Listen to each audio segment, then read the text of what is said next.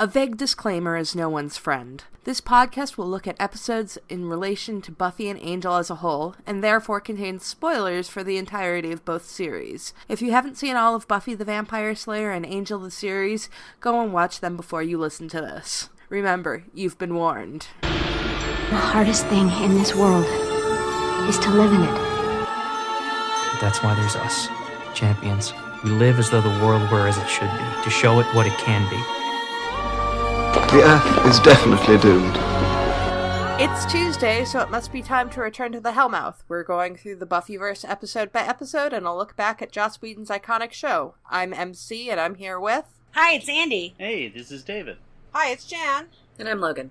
So, this week we're talking about episode 7 of season 2, Lie to Me.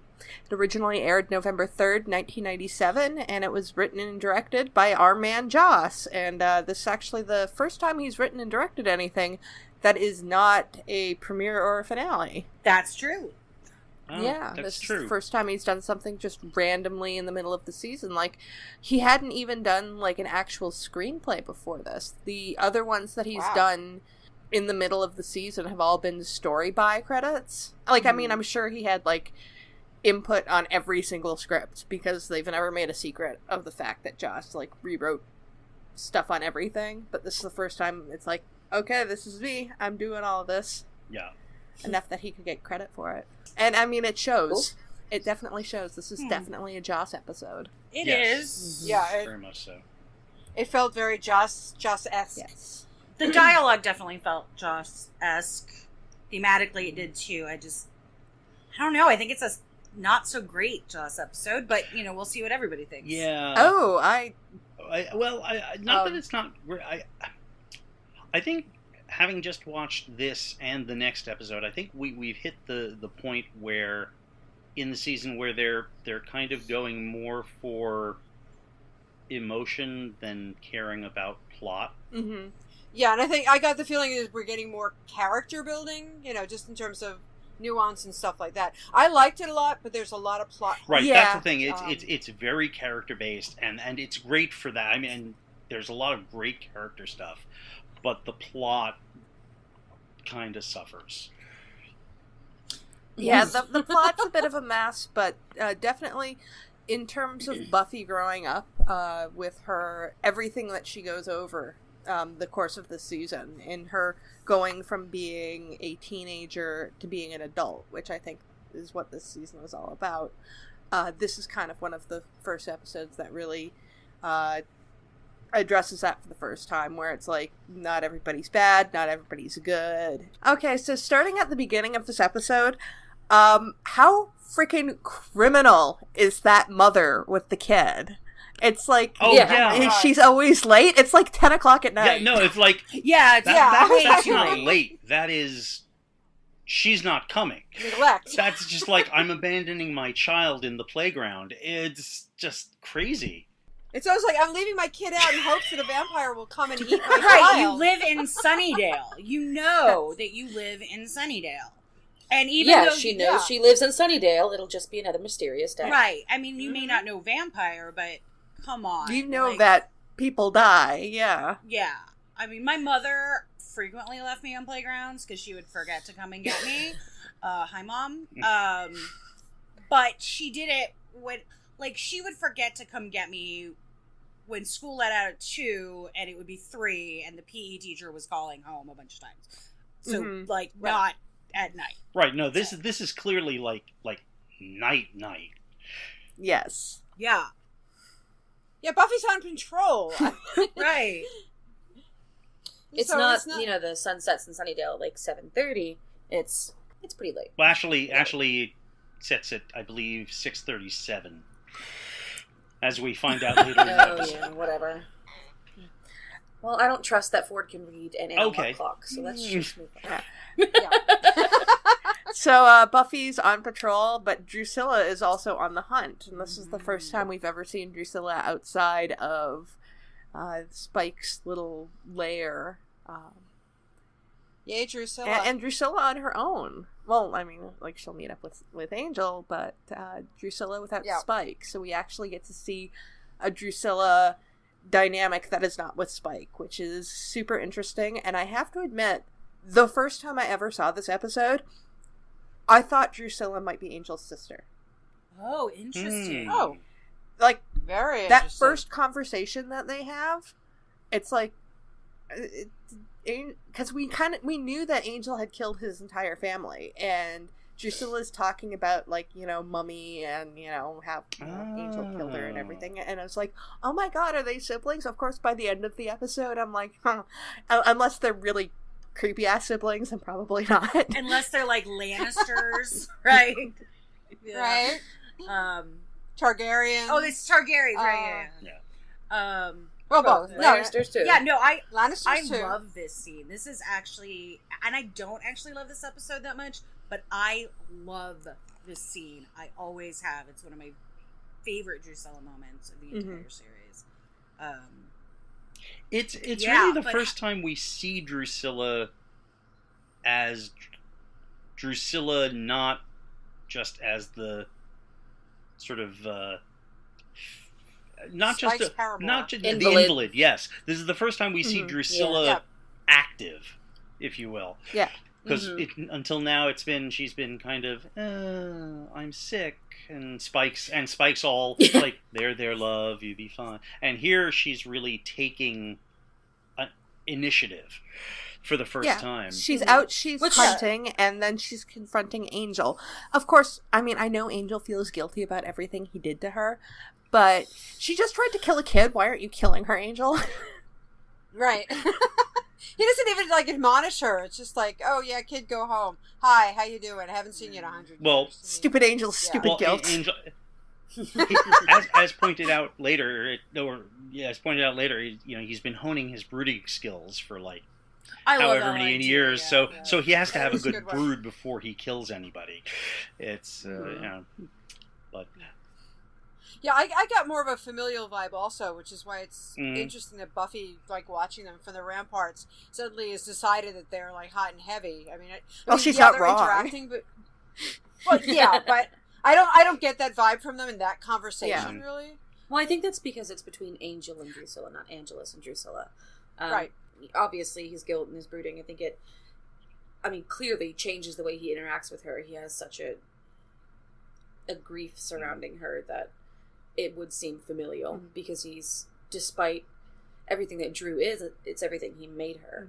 And he kind of, I think, the way he got a second chance, I think he wants the same for her. Yeah. Even though it may not be possible. As we see later on, the way the vampire dynamics work, especially with the Fanged Four, is it is kind of familial. Like, Spike and Angel really do kind of fight like brothers, and there is this twisted kind of father, lover, brother thing with Drusilla and Angel and Darla, and yeah, it's like this really twisted, incestuous thing with the vampires. I don't really get it all. They're vampires, it's what they do, but I just think that Buffy kind of jumps to, like, the worst conclusion first. It's like, he's talking to a woman. Yeah, you don't know who she is, it's weird. She's in old clothes, but it doesn't mean that he's banging her like that. Yeah, but she's 16. To be fair, Right, this true. is what Buffy does. I mean, this is just her standard operating procedure is, worst case scenario. Immediately. A lot of insecurity. Which, and I don't want to say daddy issues, but daddy issues. She's got some abandonment issues. She's super insecure, not just because she's 16, but also because she didn't have to develop, like, emotionally, and, I feel like her powers, sort of supplanted how she would have developed otherwise. So she's this very powerful person, but still sort of emotionally immature. And not just because she's 16, but, you know. Really and she excellent point. does have trust issues when it comes to guys, because her father left, her parents divorced, and her dad is, by this point, not really present in the family, and we do find out later that Hank did cheat on Joyce, so... Okay, well, that actually explains a lot more. I was going to say, because I didn't remember if Hank had cheated on her mom, because that actually explains the whole thing. So never mind. Yeah, she definitely has trust issues, and... Yeah. But I mean, I love this scene, and Juliet Landau is just phenomenal in this scene. She's so But Yes. but we I have love the her. very first instance, I think, of Joss's hello, tiny unstable woman with special powers. Yeah. I mean, we've had and dark hair. right. We've had Buffy, who is small and has special powers, but Buffy, though she has PTSD, though she's not unstable. Yeah. And she's not yet. Yeah, she's not. Right, she's not the Drusilla Rivertown. She doesn't need handling. Scarlet you know, Witch. She doesn't Yeah. need. Yeah. So, yeah. Buffy's not quite the way. I was gonna say Buffy's not quite the waifish of those three. Also, she's a different body type, and she's stronger. She's more like these Black Widow type. But anyway, Yeah, no, I mean, Yeah. there's definitely some, differences in there. And I know it's been a real, hot topic in the fandom around Buffy is Drusilla's madness and how we portray people that are mentally ill. And that's always sort of been, I take, because it's a fantasy world, that these visions that she had before she was turned were not delusional disorder. They were actual visions. And that she, and so I think a lot of Drew's persona is a defense mechanism for her trauma in a way. I don't know. Well, I mean, we do see later on, and I believe it's Angel, or is it? No, it's Becoming that we finally see it. That basically Angel raped her on a convent floor. Yeah. That. Well, his entire interaction with Drew before turning her was clearly. Bleh. Yes, yeah. No, Angelus is the worst creature ever. Speaking of Angel / Angelus, so this occurred to me, and I just was wondering what your thoughts were. Throughout the episode, later in the episode, when Spike and Drew are back at the compound, and they're talking about Angel, they refer to him as Angel, which I find strange. Because at this point, they've had very little interaction with him. Drew's had no interaction with him as Angel, as opposed to Angelus. And Spike's had the one encounter with him. Yeah. I think demons gossip. Maybe. I don't know. But I would have thought that I don't know. It feels weird to me that they would call him Angel.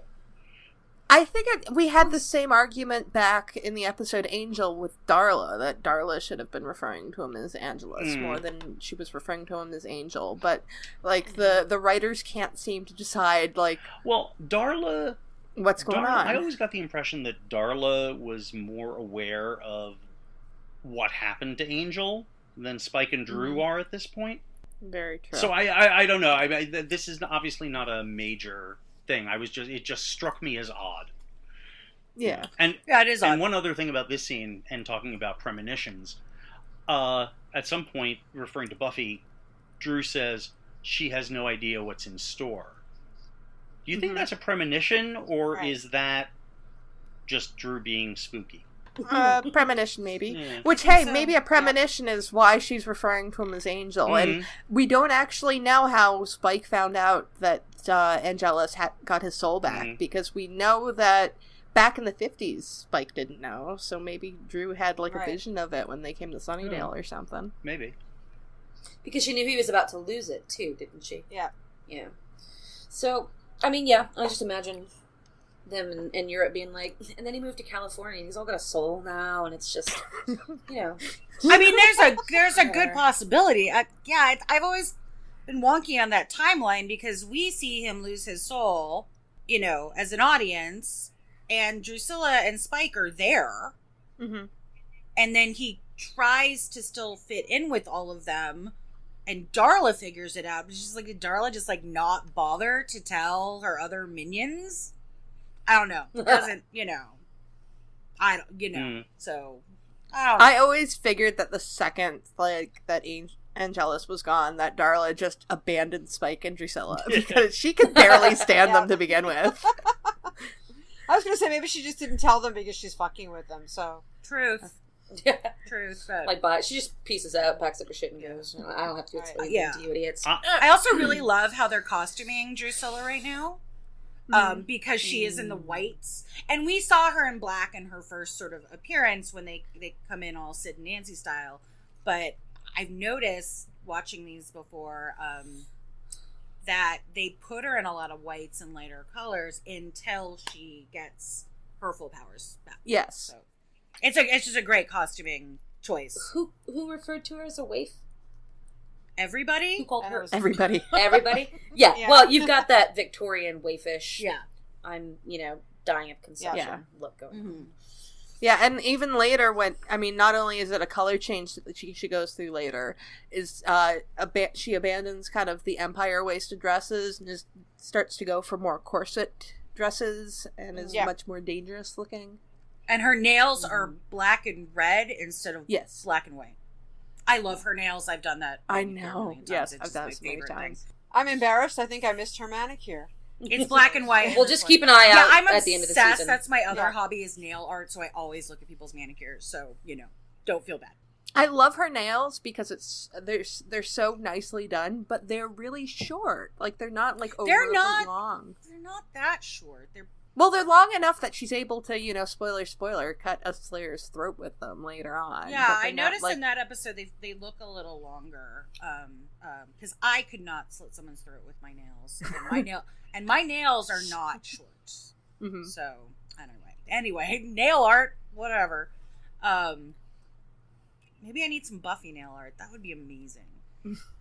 I would post it on the Facebook page, but I don't have to. Yeah, the only TV manicure that I've noticed is Diane Lane's on the Twin Peaks: The Return, because she has funky every nail is a different color. She does. I have a lot of feelings about her right now, but let's talk about Ford. Right.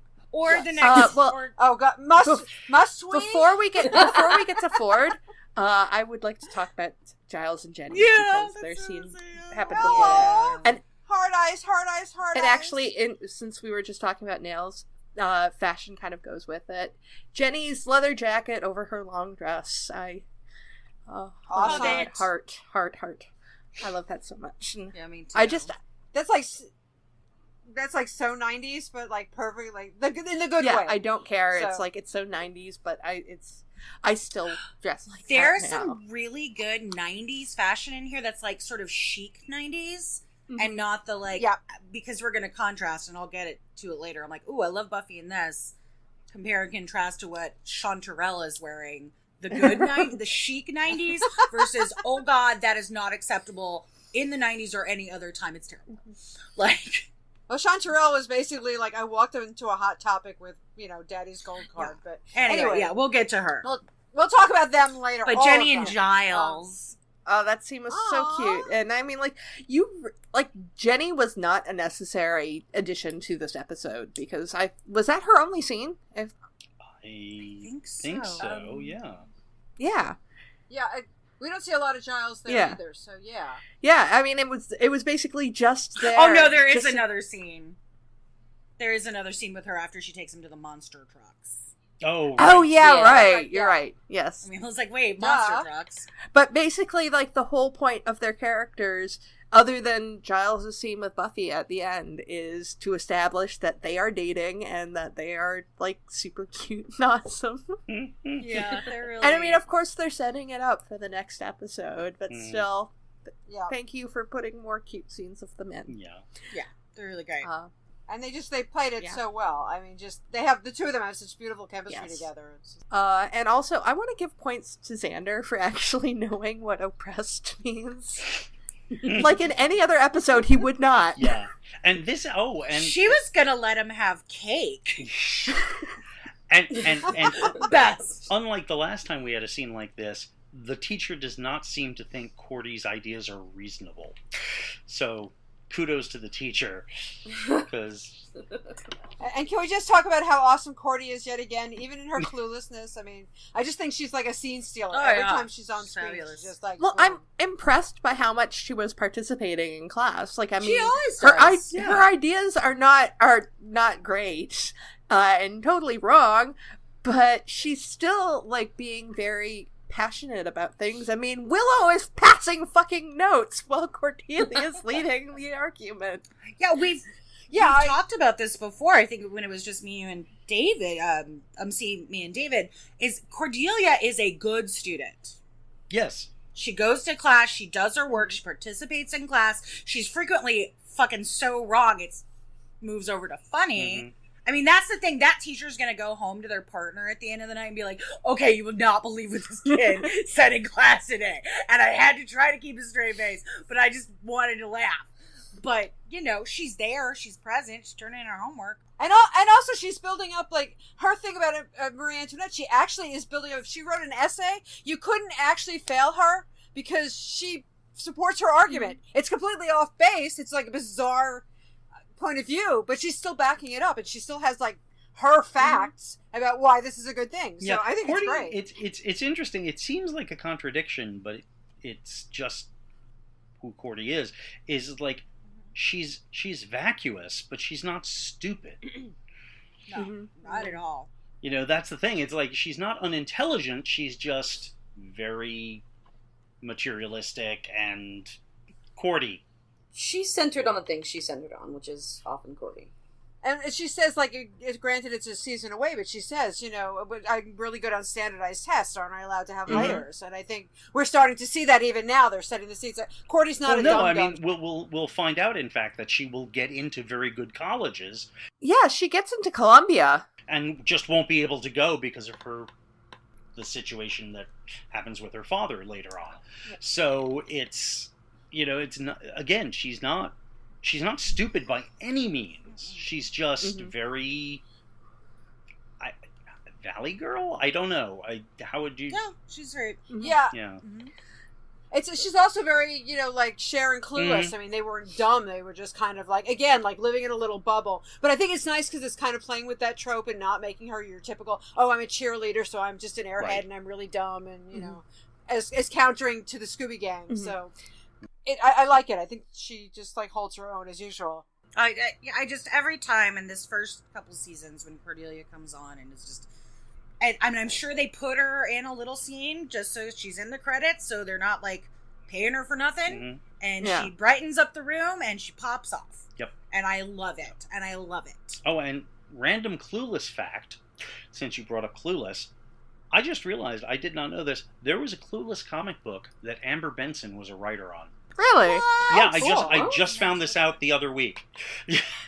They just released the collected volume digitally. Wow. So I was like, and I saw Amber Benson. I was like, what?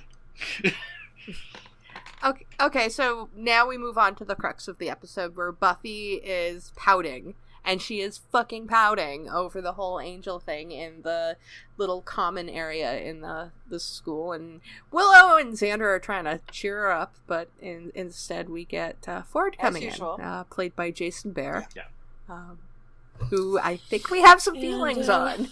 A sudden plot point appears. Yes, in the form of Ford. That's basically all we can say. He is just a walking plot point. Thanks for moving things along, dude. Yeah. I remember the first time I watched this episode, I was like, okay, he's either cannon fodder or a bad guy. And I'm not sure. Is he going to teach her the lesson of... is he going to teach her the lesson that sometimes people... You can't save everyone? Or is she going to teach her the lesson of don't trust people? Like, I'm not sure. All of the above. Yeah. Yeah, it's not subtle. It's just like, it's also so, I mean, like, as we were saying, there's so many plot holes. Just the fact that this guy walks up, finds her in this huge school out of nowhere. I mean, granted, he's looking for her. We're not supposed to know that. But there's, like, so many things, like, this would not ever work in any real life situation in terms of somebody transferring and blah, blah, blah. So it just... Yeah. When I rewatched this, I was, like, my mind is like, where are the monitors? Why aren't people just, like, watching these kids? And then I remembered when it was filmed, and I was like, oh, that's why. Because it was pre-1999, and thus pre-Columbine. Oh, yeah, we just, like, randomly hung out everywhere when I was in high school, yeah. I mean, we didn't wander, and if you got caught in a hall when it wasn't break time, you know, then they'd ask you for your pass, but all we would do is, like, sit in the lounge in the drama department, and no one would ask us for a pass there. Like, nobody was watching us. Yeah, and showing my age here, I mean, because I was in high school in the late 70s. I mean, we didn't even have passes. Basically, like, people would wander on and off the campus all the time. I mean, people would bring their boyfriends or their friends that didn't go there or what have you, and hanging out in the lunchroom. And I mean, like, nobody really, unless somebody, like, realized that, oh, you're 26, what are you doing here, and said something. Like, nothing. So that part didn't bother me in terms of monitors, but it's just like the fact that nobody seems to know who he is, and he's sitting there talking about classes and being in the school, and nobody's like, oh, yeah, well, haven't you been to the front office, or what classes are you taking, or... But he does say, I need to go to the admissions office, and Buffy says, I'll walk. True. Which... That and that weirds Does me she just out. leave him there? That's what I Yeah, found sure, odd. she has to go to because- her own class. Is she's like, I'll take you. Like, if Buffy takes him over, like, wouldn't a... Yeah, she takes him over, and then it's like, then what? Because he's not registered. Okay, bye. Right. Yeah. And apparently later on, hey, where is his family? Where does he live? I mean, I guess the Sunset Club. Yeah. How does he wind up buried in spoiler alert, but how does he wind up buried in like Sunnydale Cemetery? I mean, like nothing. What is going With on a here? tombstone, it's not like Buffy Yeah. buried him. There was a burial. Mm-hmm. Yeah, he's even wearing a suit. That end scene. Yeah. Yeah, it's just like that's the plot holes regarding like Ford and Yeah. like how he fits in here. It's like totally illogic beyond illogic in a show about vampires and werewolves and what have you. I also want to know, like, how he actually found out about Buffy. Like, did he actually Right? find out before she left Henry, and he just never told her? Or did he, like, get his diagnosis and then, like, find out about vampires so he could figure out a way to survive, and then he somehow figured out that Buffy was the Slayer? Like, Right. how did he find this out? Retroactively, he was like, "Oh, this makes way more Yeah. sense." Well, yeah. Than her just being like And a it seemed odd to me fire that starter. when he says to Buffy, he's like, I know you're the Slayer. That doesn't strike her as at all odd. Like, he doesn't say, I know you slay vampires. Like, I know you're the Right. Slayer. The Slayer. And it's like, well, you know more about this than I would expect. It's like it's not like he could look it up on the internet Right. at that point. So yeah, it's like I said, it's just like the plot holes surrounding Ford. He's just like a walking plot hole. Mhm. Yeah, my note literally says, like, how do you even find out that someone is the Slayer, is a Slayer, let alone the Slayer? And you said the internet, and I said, it's not like you can go to the card catalog at the LA County Library and look up Slayer, right? Unless you Right. want to know about the band Slayer. It's like, yeah, total plot hole. Which is why I said I'm not as fond of this episode. So Yeah, he's basically a walking plot device and a walking plot hole at the same time. Mhm. Yep. What a contradiction! A complex is. young man. I mean, like, I was thinking about it in retrospect. It's like, had they built him up over, like, maybe an episode or two, and he actually had, like, a family that moved there, and there was some, like, logic behind it, I think this episode would have worked a lot better. Yeah. But it had to have been, like, stretched out, like, over at least an episode or two to build up, like, the actual belief and trust in this guy before we found out that he's nefarious and blah, blah, blah. But he also felt, in a little way, he and his friends always feel like they're the precursor to, you know, Jonathan and Andrew and Warren later on, in terms of, like, nerdy supernatural guys. But Yeah. just Oh, a you thought for- bite your tongue. You don't insult my nerd boys. No, the nerd boys are better, but I just felt like they were kind of an early clue to the new direction of, like, oh, we like this. Nerdy people that are really, like, villains and into blah, blah, blah. You know, just, like, it just felt like a little bit of a I like- foreshadowing that they won't be the first. I mean, I didn't see nerdy on Ford. Yeah. I mean, I saw a bit of a film buff. Well, I said, like, and his friends, yeah. Right, Yeah, but like a cool nerd. not even a cool nerd, like, you know, this kind of gothy hanger on, and he just lives his life as if it were a movie and all those things. But, like, in terms of focused, nerdy, geeky interests, like, Buffy talks about how much of a crush she had on him, and it just, you know, seems like he was probably a cool guy in school. Yeah, but I don't know, the whole thing with Spike later on just, like, screamed of movie nerd. Yeah, Movie 'cause nerd, he yeah. has Like- that whole obsession with, like, the theatrics of everything. Yeah. I'm just like, And something going along to however he scripted it in his head. Like someone who doesn't get a lot of time socializing with people. So I imagine he was probably some sort of like fringe of social groups, cute, mysterious. so you loner. kind of, Yeah. Maybe. which for me, Yeah. like, kind of makes the whole supposed history between him and Buffy weird. Like, Mm-hmm. does she... Is this really the kind of guy she was... I mean, like, so yeah, she had the crush in 5th grade. But, like, apparently they were friends the whole time after that. And, like they said, it's like, we knew each other for 7 years, and, I mean, I guess, you know, maybe because of his current situation, he's changed, but... But it seems like he's just like that. He's just... Okay, so here's what I'm going to say about that. Having gone to high school and then working with high school kids and seeing how they react, you can be as nerdy can be, but if you're really attractive, no one in high school cares how nerdy you are. They just care about how attractive you are. Yeah. Like, yeah, I got away with shit in high school and being just totally, like, out there weirdo girl and so nerdy, but I was hot. So that got overlooked a lot. So... See, where I was the polar opposite, so I was just, like, reviled and nerdy and, you know, all that and sort of stuff. I want to say we're all beautiful in our own way, and I love, but at the, you know, I was not unattractive when I was 16. Yeah, well, kids that age are very superficial, so that is actually part of it. Yeah. And I mean, also, like, the whole dynamic with Buffy and Ford, like, Buffy had a crush on him in 5th grade, but they don't say that, like, Buffy continued to have a crush on him, like, up until the time she was 15 or whatever. Despite the kind of weird jealousy things that they kind of throw in there, actually, Buffy and Ford's relationship is very platonic. Yeah. Yeah. Xander has to have his little freaking fit, because God forbid that she talks to, like, a man or a boy of her own age without having him get sour about it. They legit, like, they never, like, other than Buffy saying that she had a crush on him, there is never any romanticness between Buffy and Ford. No, but of course Xander sees it that way instantly. Right. If they were supposed to be, I think it like missed the mark by a mile. If they were just supposed to be friends, then Xander's even a bigger dick than usual. So I think that's the fact. I think, because I mean, like, doesn't she know any fat guys? Like, fuck you, Xander. There are no fat guys on this show. That is... Also, they're in California. There's no fat guys in California. So, I mean, there are, but... Not on the WB. It's like the whole, you know, Allie Hannigan is supposed to be the plain one.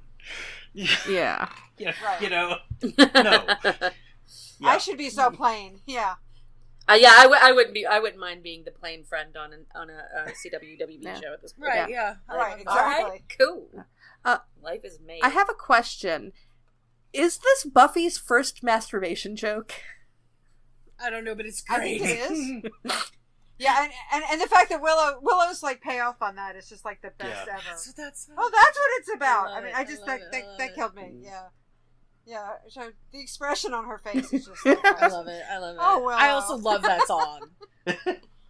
Me too. I used to have like a horrible crush on Christina Amphlett, so just, That is my go-to karaoke song, I tell you what. And it drives everybody crazy, and it's so expected. Oh yeah, she's gonna get up and sing some 90s song about touching herself. But I do it, and I do it well. We need to go to karaoke together. Totally. I feel so odd about this. Is like I never was a huge Divinals fan at all, but I've actually seen them.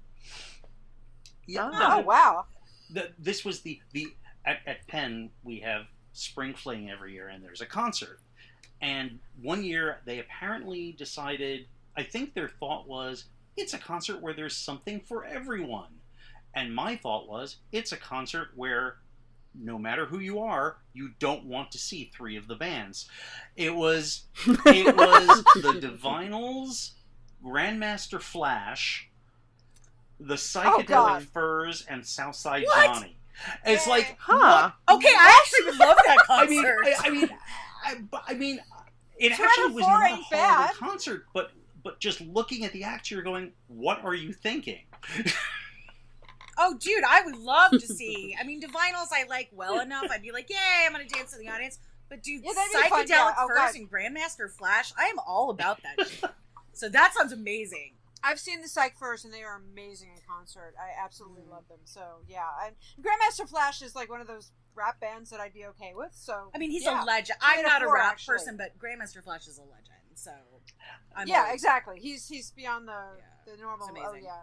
I mean, the only band that I really don't like is Southside Johnny because I was never into any of those like, right, New Jersey shore bands, any of them. So Yeah. Asbury Park. Thank you. Sorry. The vinyls, and we touch ourselves. Yes. Is that a Yeah, reference thank to the presence of the Divinals in the movies? I had wondered that. True. I know, right? Probably. I think it might have just been because it was a really good joke. It's a really good masturbation joke. joke. Yeah. And also, I find it very refreshing that if this is the first masturbation joke on Buffy, that it's a female masturbation joke. Oh, yeah. Yeah. Yes. Yay, girl power. And super random, but also probably a shocking thing that will, as we get into the next scene where they're at the Bronze, David Boreanaz looks really hot in this episode. Right, I know! He does. I know! Okay, it's not just me. I waffle back and forth on David Boreanaz in these first, 2.5 seasons, and sometimes I'm like, you are really hot. For me, just personal preference on, taste, and not everybody has the same taste, he stops being that attractive to me when he gets bulkier. Yeah. I actually think that since I really noticed it in this episode, and once he gets into being Angelus, I'm like, oh, geez. So,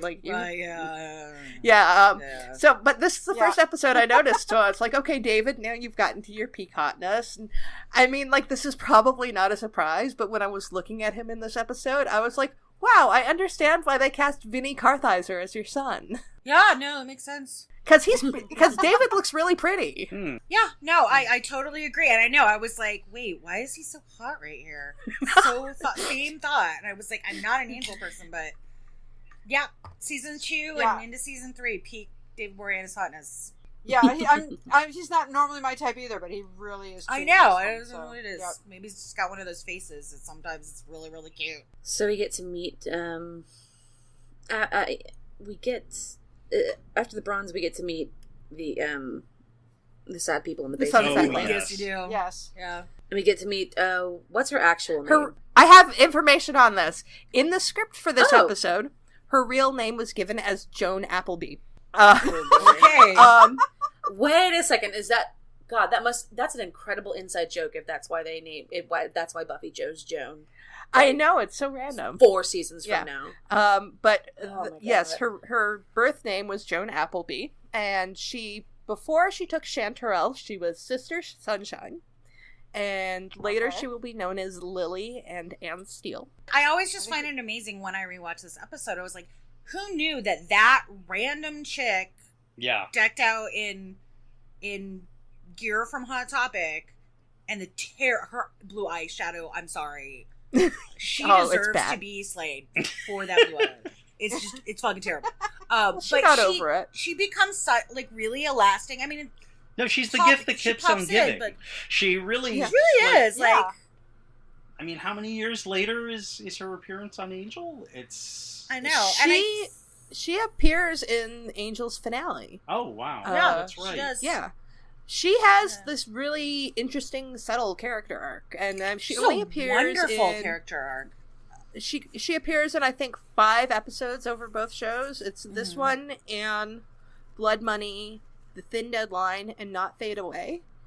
But she does kind of grow through all of them, and I think it's actually interesting, with the names she takes, because in her first episode, she's Chanterelle, and she's all exotic, and then she's Lily, and she is a flower, and very delicate, and then she goes to Anne Steele, which is utilitarian and hard, which is kind of what she becomes, where she's, she's not putting up with any crap from anyone. She has learned from Buffy to be strong, so... I'm a big fan of Anne myself, and that's kind of how I always think of her, even in this episode when they call her Chanterelle. I'm like, no, that's Anne. Okay, I just realized that there's a joke in there. Chanterelle is a mushroom, and there's the old thing about being a mushroom and being kept in the dark and covered in shit. And it's just I think that's kind of ties in. No, seriously, think about it. She's in the basement of the bomb shelter, and she's just completely oblivious. So I'm wondering if that's actually a joke in there too, or if it just happens to be, it sounds like cool and gothy to, you know, like a Is that why 19-year-old girl. Is that why the plot suffers? Joss was so insistent upon shoving as many jokes that would make him laugh and only him into this episode that, like, he just failed it's to... like, who needs a plot? Let's just make jokes. That sounds like something Joss would do. No, I have to come to the defense of this episode. It's like, as much as I have a problem with, you know, like, the actual plan, I love this episode. I don't think it's a bad episode per se. It could have been better. It's just that it shines in certain ways and fails in other ways. Mm-hmm. And in the ways that it shines, and this will be important for the series going on, is the development of the characters. Mm-hmm. And it's just that they put all their effort into that and none into making the plot make any sense. So, which is, that happens sometimes. Absolutely. And this is a show that, can do that on occasion, but it is such an overarching plot-driven show that it's obvious when they take a break to push forward some development. Right. Like, I love this episode because you get that moment between Buffy and Giles where it sets the tone for a lot of their relationship and how desperate Giles is to not only keep her alive and safe, but to the best of his ability, happy and sane, which is not what he was trained to do, essentially. I think the odd part for me is that looking ahead, next time we'll be talking about the Dark Age, and that's another episode that has this same, let's call it a problem, where I'm looking at it and I'm just sitting there going, what? Why? Huh? Mm-hmm. And but as a character piece, it's brilliant. Mm-hmm. And so, like, the fact that they, as you say, there is a lot of plot that has to, the series has a lot of plot to cover, and it's strange that they would put two episodes like this right next to each other. Well, I think it's really interesting because one is about, maybe not. There's this great moment, again, like Logan said, at the end of the episode, with Giles really caring for Buffy in a deep, empathetic, emotional way, and then you're going to get Buffy caring for Giles in a deep, empathetic, emotional way in the next episode. So I think that is an amazing pairing. It does bookend well in that sense, yes. Mm-hmm. I just find this episode awkward, and I think part of it is Joss is just learning how to direct, and it's not even visual awkwardness. It's like, so I think I remember complaining about the episode when she was bad and Sarah's acting was really shrill. And I hate using that word about women. I really do. But in this case, I think it is the best way to describe it. Every once in a while, right, she gets really shrill in that. And I think she gets really shrill in this one. And both were directed by Joss. Mm-hmm. So does he not have sort of that way to, because he'll be known as an actor's director later on, but at this point does he not just have that communication skill? Because there's a certain, and it's very melodramatic, like the tone and Sarah's acting is not as naturalistic as it normally is, and like it gets a little, I don't know, I just, again, there's some lovely ideas in this episode, but I don't think it's as executed as well as it could be. Yeah, like I said, I think it had the story, especially with Ford, played out over a little bit more time, the whole thing would have made much more sense. But there's it just... Yeah, but I don't want any more Ford. No, I agree, but I'm just saying, like, actually just the friend coming in from the past and, like, building up a rapport and some trust, and then finding out they're a bad guy. And maybe the problem with the script also, if he was busy directing and he also wrote it, he might not have had time to, like, focus on one because he was that's the thing. When you talk about expanding, the relationship between Buffy and Ford, I think maybe you didn't even need to do that over a period of episodes, but you could have put more in here. Because it really is just basically, oh, we've known each other for 7 years. I had a crush on you in 5th grade. That's all we know. We know nothing about their relationship, really. And also just the fact, like I said, a lot of the background, I just moved here and I've transferred to the school. And meanwhile, nothing about family, nothing about an address, nothing. There's like nothing there. But how many people's families do we actually see besides Buffy's? We hear Willow's mother in this one. We do hear Willow's Yes. mother. Right, we we do do. hear Willow's mother, but we don't really get. And it's specifically designed, and Joss said it is specifically designed that you don't really see families besides Joyce. Yeah, I mean, he initially Right, but- didn't even want to have Joyce in the series, Right. but he realized that it was just too hard to not have her in. Mm-hmm. And she was really an asset, and I think Oh, that yeah. decision was really good. Yeah. To have that relationship. But But like with Xander, I was gonna say with Xander, I mean, we know about his family. We hear about them often enough in a way that even though we never see them, we know how horrible, especially his dad, are. You know, so and it's just like it said that the logic was like the illogic was off the charts. I don't know. I mean, I think we're expecting too much from a one-shot character, because, Yeah, I mean, I think one-shot so, too. characters do Yeah. happen. And Yeah, but he's so central to this episode. Yeah, and it just makes no sense that he just wandered down there to look for her, to do this thing, and to set up that, and, you know, blah, blah, blah. I don't know. It just, like I said, it just kind of makes no sense to me. But, I was going to say, oh, yeah, speaking of family and Willow's mom, the fact that Willow invites Angel into her house, isn't that kind of a big yeah, It is, well, yeah. and that's Not going to gotten bite her that. in the ass later I- on. It is going to bite her in the ass. Yeah, Literally, that was my note, is that this will come back to bite her. And yeah. But it's a nice, Okay. it's a Vampire puns. It's a good way, because it's a very natural way to set up that he has got an invite.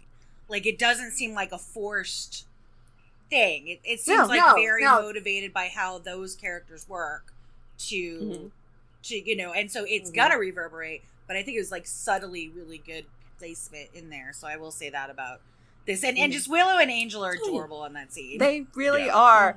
I was going to say, it's a great scene, and you're just like, oh, this is so wonderful. See, he's getting on with her friends, and they love each other now, and they work together, and isn't this wonderful? Yeah. Dot, dot, dot. Yeah, you know. So, yeah. Willow is just so cute, like hiding her bra from Angel, and that I'm not supposed to have boys in my Supposed to have room. boys in my room. But I also really like this because Willow, in this episode, I like their interaction because I like seeing, you know, pairings that aren't typical. But I also like Willow sort of taking initiative, which becomes important later. Yeah. You know, she definitely like has growth here, which is wonderful. I mean, she's just like coming out of her shell, and she's doing stuff, and she's the brains. Also, 20 fucking years, and I never noticed Willow's bunny slippers before last time, and they're They're so really cute. They're really cute. Yeah, and I do love the gag with the guy, the dude that's dressed like Angel. I know Xander can annoy Oh, me. that's It's great, like yeah. Angel and Xander fighting. Yeah. When Xander's like calling him dead boy and stuff like that, and they're going for Bossy the club. cow. Just- Bossy the cow is my favorite.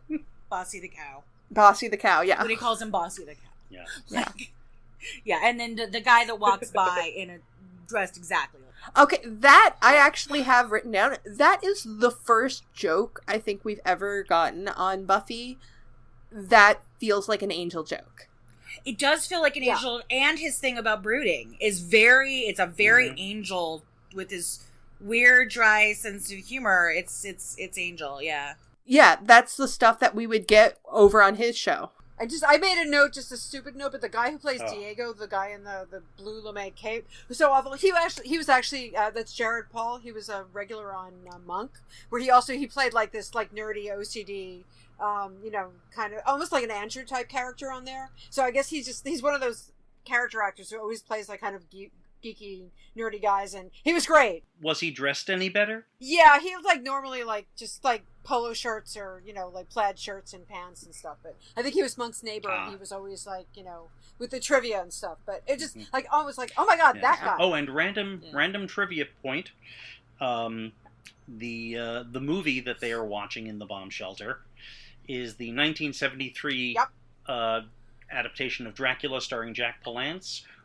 Directed by Dan Curtis. Who created Dark Shadows. Yay! And written by horror icon Richard Matheson. Oh wow, that's amazing. that I didn't know.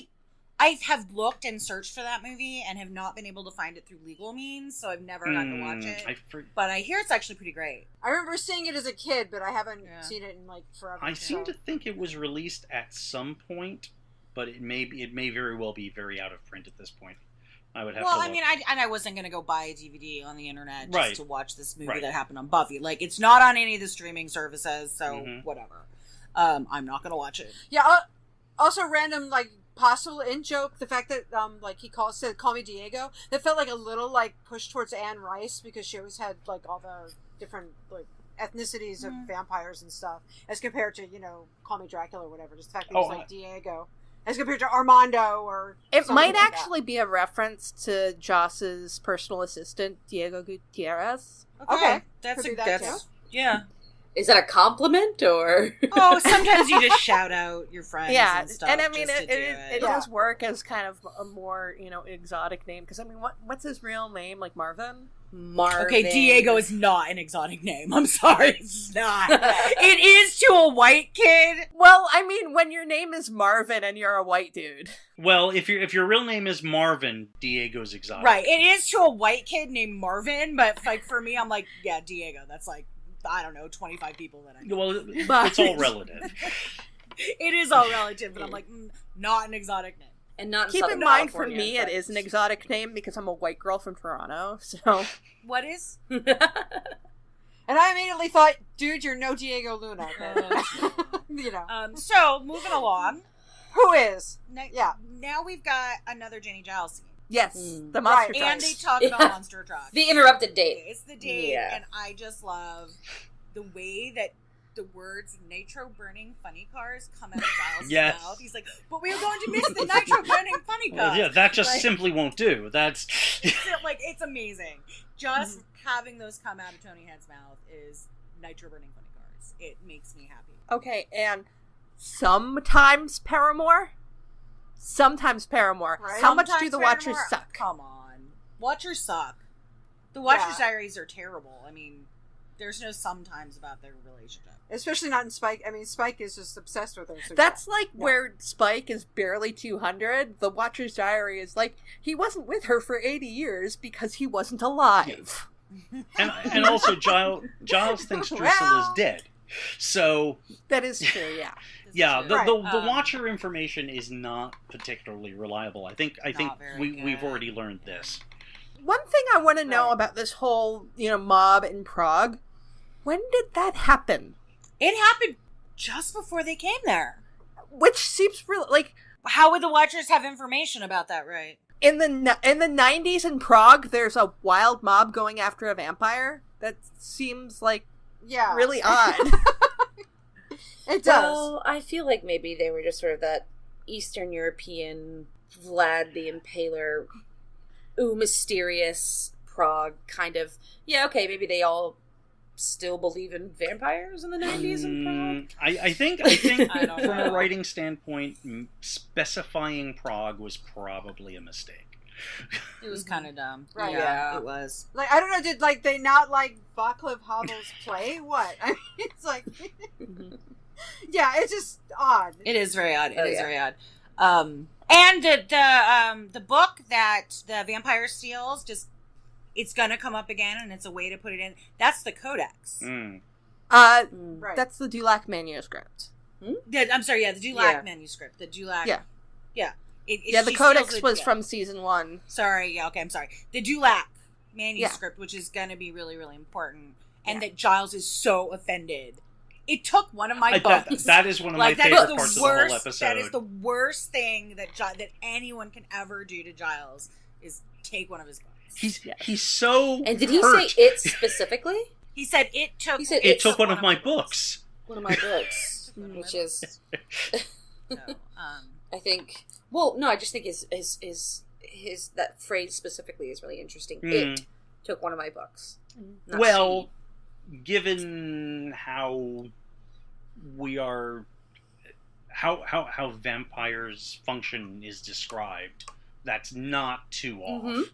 Because it is No, and they go really into depth into it. Like, it's just a demon that takes up your flesh suit right. and has your memories, essentially. Yeah, But, Buffy in fact gives that whole speech to Ford later in the episode.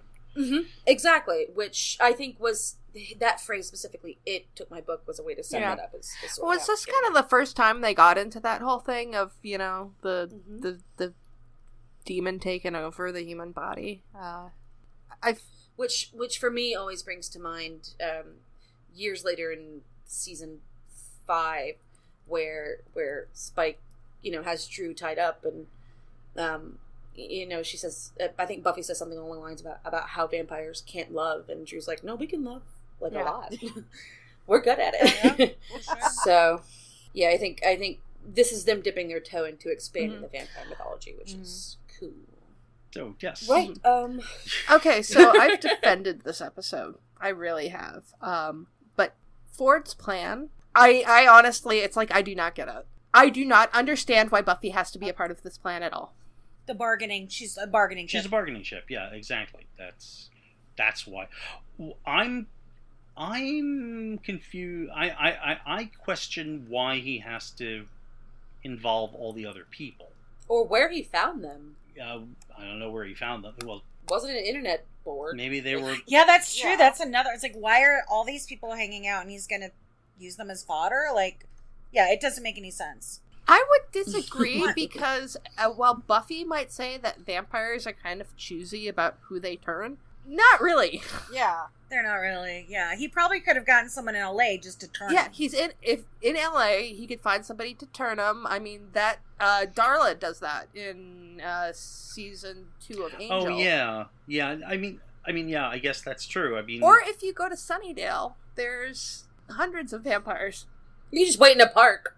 Yeah, I mean, the question about the other people there, is this how Ford found out about vampires being real? Is it he somehow got connected to these weird goth people that, you know what, it doesn't make any sense. It certainly doesn't seem like they actually have any real knowledge of vampires, which I know. Ford does the seem lonely to have. ones. Oh, please. Or other than like Chanterelle and Diego, he doesn't talk to anybody, so we don't even know if everybody else there really has any clue. And we know Diego and Chanterelle don't. So yeah, it's just a bad goth club, isn't it? I feel like they are probably just LARPing Vampire the Masquerade. And I had gotten the impression that Ford had kind of taken over as leader. Like, I mean, I think that Marvin, that it was originally his thing, but that Ford had kind of weaseled his way into actually becoming leader because Marvin is completely ineffectual. Right. Right, and it seems like these people aren't actually from Sunnydale. No, they're not. Like, they just randomly come in and rented a place for, like, a month. Because they have some line about paying the rent. Yeah. So, like, I don't know. And they specifically rent a bomb shelter. Well, that's super gothic. And I do love the Sisters of Mercy track that plays in the club. Oh, well, Sisters of Mercy always... I was like, oh, wow, song I actually recognize and know the name of the band. And it's for a goth club, I'm sorry. Like, all that was when I used to go to those things in the 90s was like, oh, Sisters of Mercy, of course. So, yeah. Yep. Very yeah. Either Sisters of Mercy or Bauhaus, always, like forever and ever. Yeah, I mean, it also kind of made me giggle because I went to like goth clubs. And it was like the early goth clubs when people were kind of nerdy and geeky and fun, as compared to later on, especially in New York, where it was like basically you had to be a fetish model and you had to be like gorgeous, or otherwise you were basically made to stay in the corner and not interact with people. So. But I think Ford just picked them up at the local Hot Topic, you know. Can we please stop bashing on Hot Topic? I love Hot Topic now, but I remember what it was I like love Hot Topic too. Like, I seriously love Hot Topic, but it was a totally different thing in the 90s. Just saying. Yeah, I shop at Hot Topic now. Constant. I mean, I shopped then, but it was like cheap goth stuff as compared to spending $600 on the internet for like someplace in Australia to make a really nice skirt or a really nice jacket or something. Yeah, I get all my Harry Potter stuff at Hot Topic. So I buy lots of geek stuff from there in Torrance. So we love Hot Topic now, but 90s Hot Topic was kind of like geeky goth. So we didn't have Hot Topic at my mall in the 90s. Yeah, I used to have to go to New Hampshire to do it. So well, I mean, if you were 15 or 16 in the 90s and you wanted to dress goth, I'm sorry, you went to fucking Hot Topic because you didn't have a lot of money.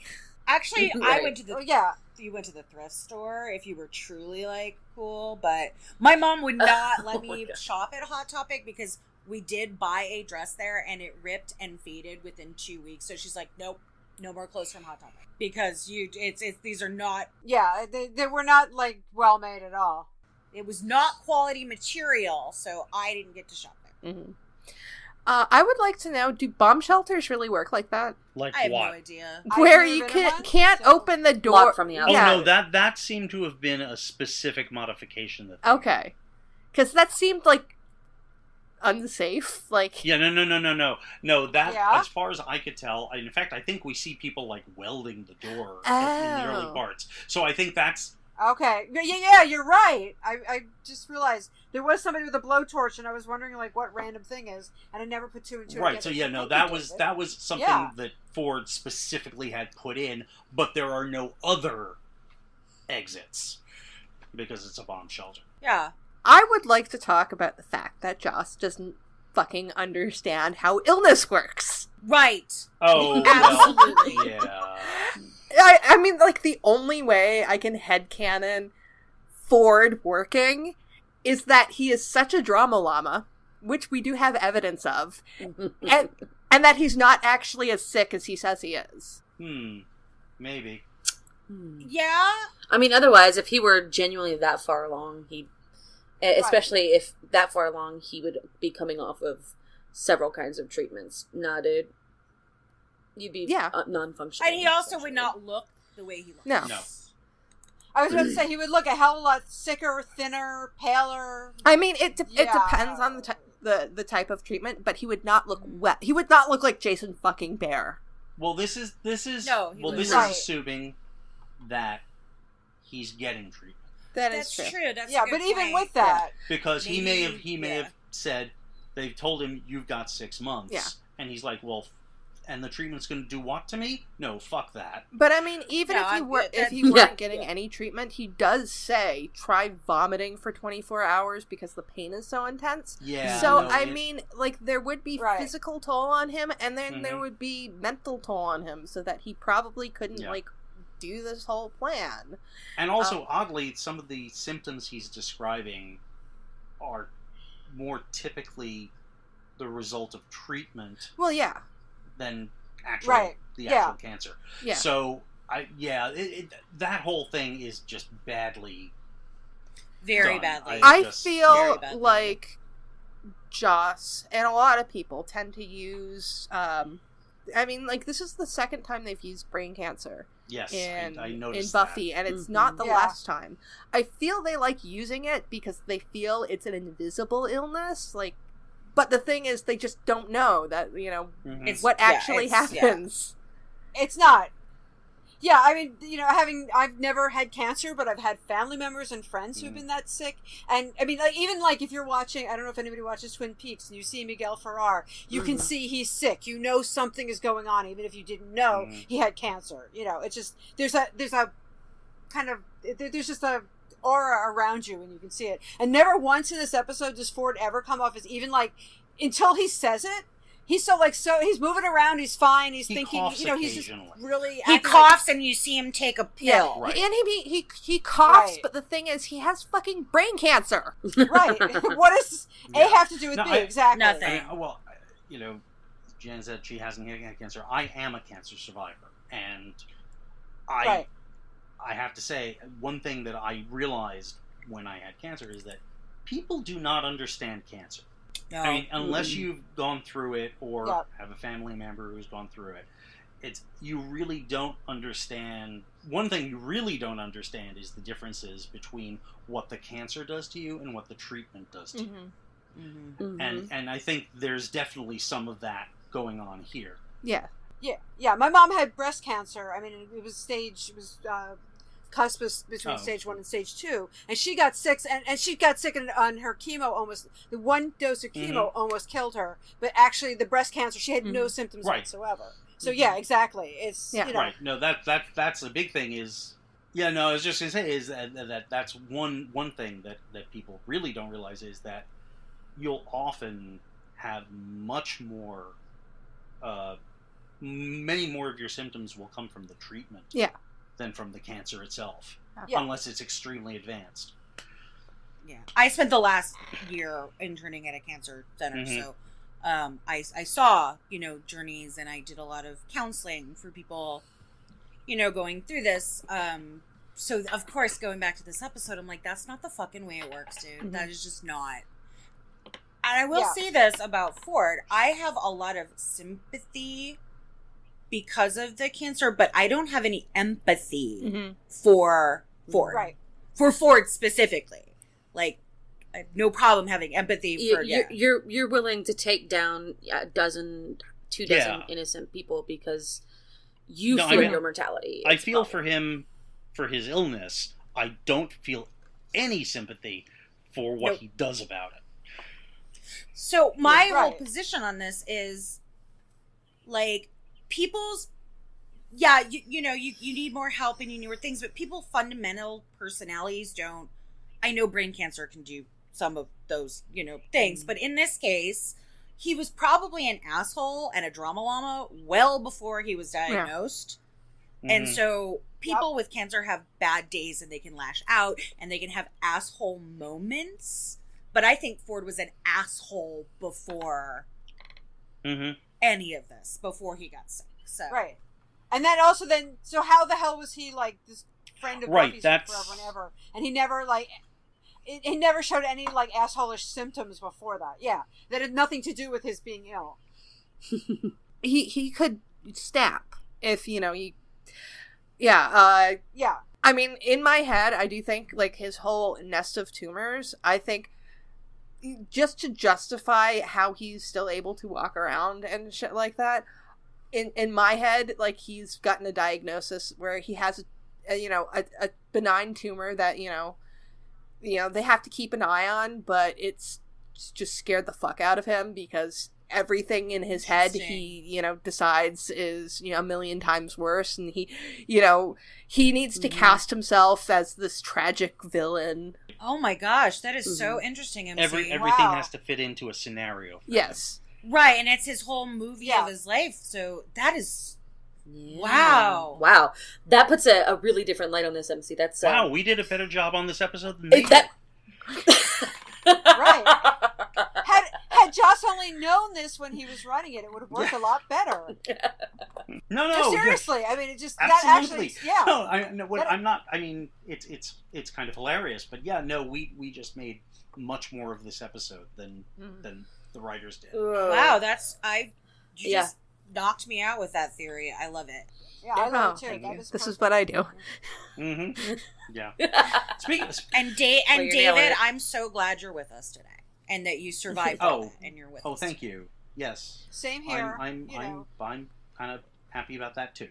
So I'm very happy about that. But since we're talking about Joss again, I and we talked about it, is directing earlier. I want to ask if anyone else noticed this. The scene where Buffy runs into Ford in the courtyard after she knows that something's up, and he says, "Let's go out again tonight. Meet me here again at 9." And the way that thing is shot, with that, like, rotating camera and constant cutting, what is up with that? He's learning. He's a novice, and he's trying to try some shit. But it's just like, but why would you even think to do that? It makes no sense for that scene. I don't know. Because Joss is kind of a drama llama too. Okay. He's trying to be That's artsy, saying and it like it's a miserable fail. I think this is what his third episode he directed. He did Prophecy Girl and When She Was Bad. So and we know that Joss wants to do a musical so badly. So. Yes. Gosh, whatever would give you that idea? Oh my God, there is a line that Xander says, and I noted it. He said, "All right, once more with tension." Yes. So I was like, too. There you go. Again, it has no factor on the episode, but I did notice that line. So we've gotten to sort of the place in the episode where Ford is talking to Buffy about this whole illness and sort of her reaction to it, which I think is very mature. I know talked about her immaturity throughout this in regards to her response to. She has a really good epiphany there in terms of like people. So I just think this further sort of I think this further proves my point that that there are things she is so mature about, and they often have to do with things children her age shouldn't be mature about, whereas she's sort of stunted in other respects. But well, that's kind of what this whole episode is about for her. Yeah. And I think it does, since I watched them both at the same time, I think it really does pair well with the next episode and that emotional journey. And I'm excited to talk about that next week. But yeah, it really had a nice flow of emotional journey and what learning and the stuff with Giles. I don't know. I'm not particularly invested in this episode. I still love this episode, and I do think that this and The Dark Age do make a good combo. They don't, they obviously have similar themes, but they're quite different episodes, just in feeling. Yeah. But I like both of them, and this one there is a lot of problems with the storyline, but I like the character.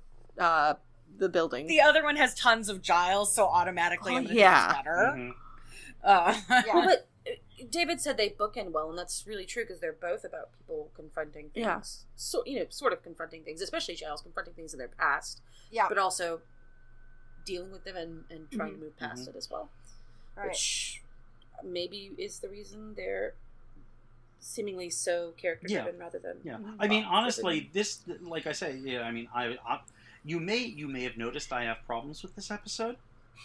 Another one which I, just realized is why does Ford try to take out one of the vampires? At the end, he whacks in fact the vampire that he earlier let go, the one who steals the book, he whacks her with a crowbar. Why does he do that? I don't know. This is what you want, dude. I thought you were on their side on that. Yeah. Anyway, But the fact of the matter is, this episode is worth it simply for the final scene. Yes. Oh, yeah. And I will say, you know how I'm always like, Buffy is so good at, like, strategy on the fly. Her getting out of it by threatening Drew is really good. Mm-hmm.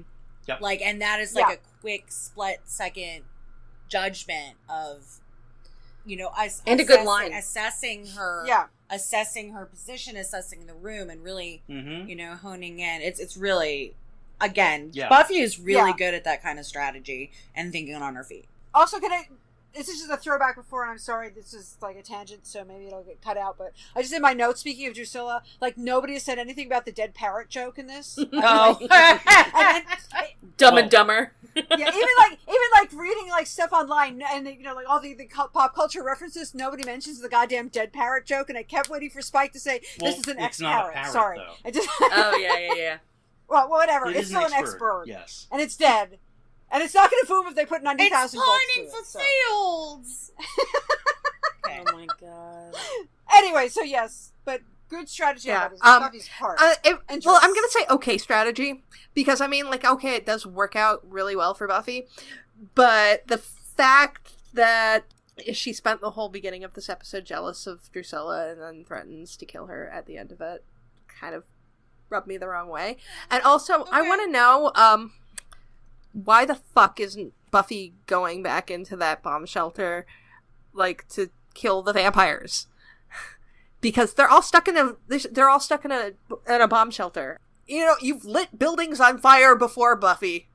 I don't know how easy it would be to burn down a bomb shelter. Open up. I was just gonna say they're like usually concrete and steel and like. Well, you could open up the door and throw a Molotov from the cocktail outside. in. No, Molotov cocktail in there. Yes, exactly.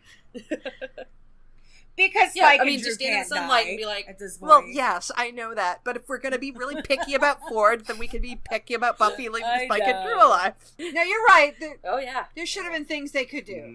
Yeah, absolutely. But so ultimately, problematic episode as a whole, but the finite details where they're not lacking are excellent. And David's right. It really is worth it for that last scene with Buffy and Giles. It is so beautiful. Yeah. So beautiful, and it just he's so gentle with Buffy when she needs it. He can be firm, and he can, but he allows her and he can space, and he listens and encourages, sometimes without even trying to give advice. He just is present, which is really what people need a lot of times, is just to be present. And simply and just the simple fact that throughout the episode, Buffy is like, I need to know the truth. I need to know the truth.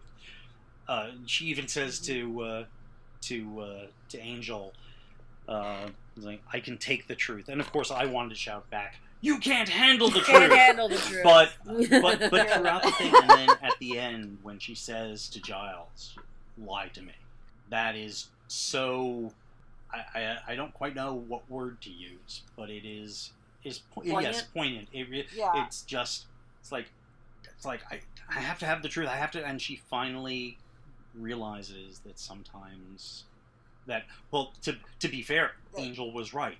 Sometimes the truth is worse. But that's actually part of the. I think that's part of the yes, maturation absolutely. project. Yeah. I mean, just the fact that you suddenly realize that sometimes little white lies or big lies are actually better than what facing the But actual. it's also reality a little bit heartbreaking seeing her have. Yeah, it is. It's not that. Yeah. I mean, she has to come to that realization. She has to mature, but the act of actually giving into that is really just pulls on the heartstrings, because it's one of those moments where you're just like, no, I have to. I mean, in large terms, I have to change my worldview, because that's just something that has to happen, and I have to become a different person. Absolutely. I think that's a wonderful sentiment, and you really sort of, I think, hit what I would have said in babbling words. So thank you. I tried not to babble. It was hard, but Oh, you nailed it. Emcee, you got any music notes? Actually, I could not find what the music was in this episode. I mean, Oh, I've got it. There were a couple of songs and the Sisters of Mercy song. Yeah. So, for sure. Yeah. and of course they talk about I touch myself. yes. So Indeed. Yes, we That's do the make a important part. playlist. We do make a playlist, like a, Return to the Hellmouth official Buffy playlist. Even though it's not actually in this show, I'm putting put it on there, yeah. That has to be. Yeah, hold on, I'm pulling it up. I actually will get the music notes. Not that it's a big deal, but okay. It was Willoughby Lois on the Brink. That was played as Xander and Willow play pool with Ford at the Bronze. Sisters of Mercy, Neverland. Creaming Jesus, Reptile. That was when Willow, Xander, and Angel go into the Sunset Club. And then original score by Christoph Beck. All right, cool. So that's from Buffy.wiki.com, just for credits. Well, I think we've reached the end of this episode. We all kind of agree that, it's, Yep. an episode with problems, but pretty good. And so next time we'll be reviewing The Dark Age. Until then, grr, arg.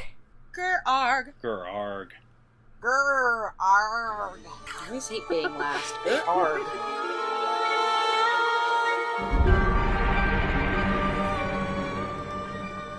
We'd like to thank everyone who downloaded the podcast, and an extra special thanks to everyone who shared, liked, and subscribed on social media. If you'd like your questions or comments read on the show, you can contact us on our website, returntothehellmouth.com, on YouTube at Return to the Hellmouth, on Tumblr and Facebook at Return to the Hellmouth, on Twitter at HellmouthReturn, or on email at returntothehellmouth@gmail.com. We'll be sure to read your comments on the show. Also, be sure to rate our show on iTunes and Stitcher. See you on Tuesday for The Dark Age. Grr, arg.